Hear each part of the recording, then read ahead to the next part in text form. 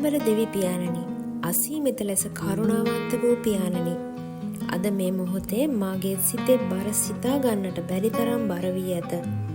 hina වෙලා සිටියත් මගේ යටිසිතට ඒ දැනෙන පීඩනය, මේ නොසන්සුන්කම ඔබ ඉදිරියෙන් තබමි. ස්වාමීනි, ඔබගේ වචනයේ සඳහන් පරිදි වෙහෙස වී බර උසුලන සියල්ලෙනි මා වෙතට එන්න මම ඔබට සහනය දෙමි. මාගේ ස්වාමිනී, මා ඔබ වෙතට එමි. මාගේ බර ඔබ මත තබමි. මාගේ වෙහෙසට ඔබගේ සුවය සහ සාමය ලබා දෙන්න.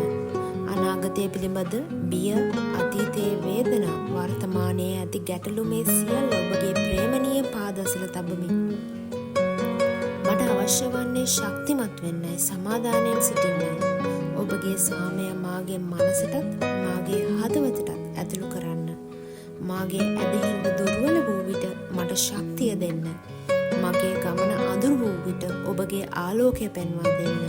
මේ සියලු අපහසුකම්, දුෂ්කරතා මැද වුවද මාගේ ජීවිතය කෙරෙහි ඔබ සතු අරමුණ කිසිදා වෙනස් නොවන බව මට මතක් කර දෙන්න.